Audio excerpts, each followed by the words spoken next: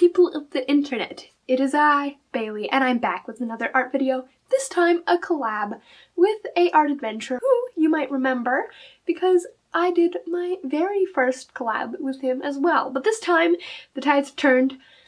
Instead of him going along with my idea, he is now in control, but not completely in control, because today Google is telling me what to draw. If you've been watching A Art Adventure's channel, you will know that he's been doing this series where he Googles animals that start with every single letter of the alphabet and then drawing them. And I, today, am joining him for the letter U. And the main reason why I decided to choose the letter U was because I had no clue what I was getting into whatsoever. I had no idea of what could pop up, and I was indeed surprised with what came up. In fact, it's an animal I've never even heard of before. It's a uakari, I believe that's how you pronounce it. It's basically some sort of strange monkey with a very red face, very bald, very furry everywhere else. It looks like he's wearing this gigantic fur coat, and he has this really weird sort of lump of a tail that's pretty short and very round and also very furry. So that is what I am painting today. And you know, I really do love animals and I do really love painting animals, but these are the kinds of animals that I usually I don't exactly avoid. It just never crosses my mind to paint them because they just look strange. So I must admit, when I first Googled animals that start with U and that was the thing that came up, I was like, oh no, what have I gotten myself into now? And I was just trying to think, okay, how can I do this in a way that I'm actually going to be happy with the results? Because these monkeys look a little funny, and I don't usually go for this kind of look in my art, so I was like, I just don't know how this is going to work out. But you know what? Once I had the whole thing sketched out, I was actually really excited to get started with it.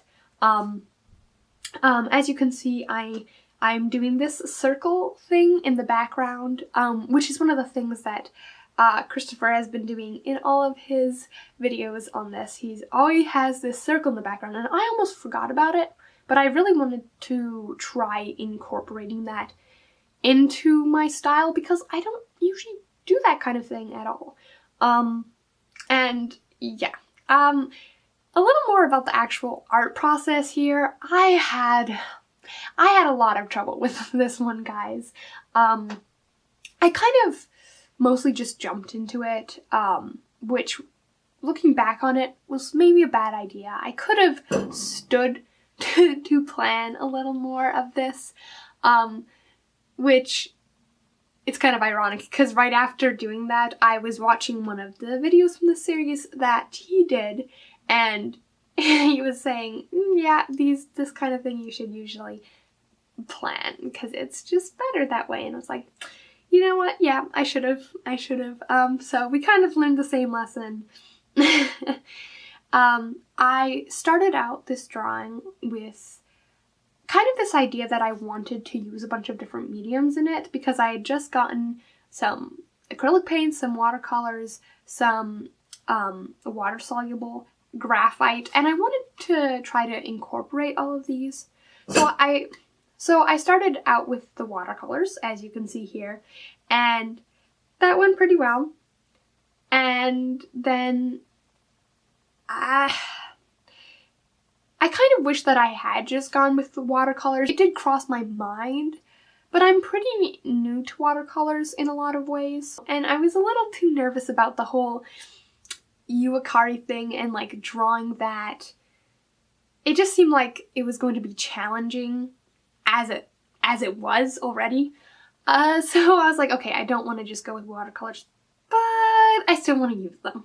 And so I used those. Here I am now, going in with the acrylic paint for the background of the circle. Then I started adding a little bit of colored pencils and now water-soluble graphite, and this is where it kind of started to go downhill. It just looked very rough, very kind of splotchy, and I just didn't know exactly what to do. Plus, yeah, at this point I just really wasn't sure what I thought about, or where this was going at all. I was like, something about this is off. I adjusted the background color quite a lot. You don't get to really see that because I didn't film all of it, and I just kind of played around the mediums, but it just had such a rough look with all of these different things, especially with the water-soluble graphite. It just looked very rough, and then I had to go. I started this before I went to a singing event that weekend. We were planning on leaving for it on Friday, but we left on Wednesday, and with 2 hours of notice beforehand, and that was the day that I was planning on finishing this painting. It kind of got tossed aside in the hurry-scurry of everything. I just let it stew. You know when you work on a piece for so long that no matter what you do, it just looks off to you. You've just been staring at it for too long. So I was hoping when I get back, you know, everything will sort itself out. There'll be either a clear thing I have to do, or I'll realize, oh, you know what, it's not actually that bad. But when I came home, it looked exactly the same to me, and I still I had a lot of misgivings about this. But I was like, okay, I know what I can do. I can just cover it all up with acrylic paint because I can actually layer that's opaque. I can fix mistakes.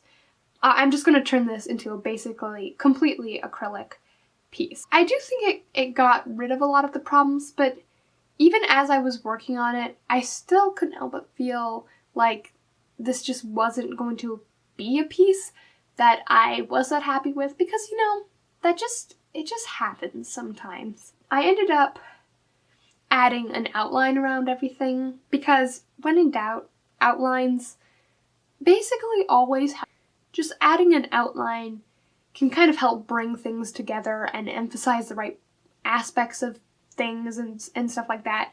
So I did a bit of outlining and just kind of, at this point, I just kind of had to let it go in a sense and just accept, not defeat, but accept that maybe this piece was just not going to be everything that I had hoped it would be. The good news is, though, that I actually quite like the end result. Like, it isn't exactly what I had in mind, and I don't know what's going on as far as style or not. It kind of reminds me of almost like, what's it called? Pop art? Is that what it's called?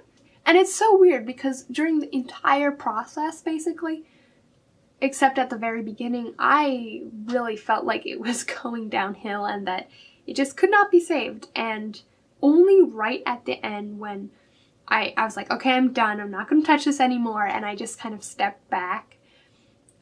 Only then did I actually realize, oh, that's actually not that bad. I'm really excited to see what Christopher has over at Art Adventure, and make sure you check out his video and his channel. I will have it linked below for you guys, and see what he's come up with. He's created a lot of cool art from this challenge, and it just makes me excited to paint more strange animals. I am notoriously bad for watching people I'm subscribed to, but I actually watch a very good amount of his videos, at least for my standards. So there is my stunning review of his channel. What more can you really want? But seriously, I do really enjoy it, and if you enjoy my content, you probably will too. I will see you sometime, eventually. Bye.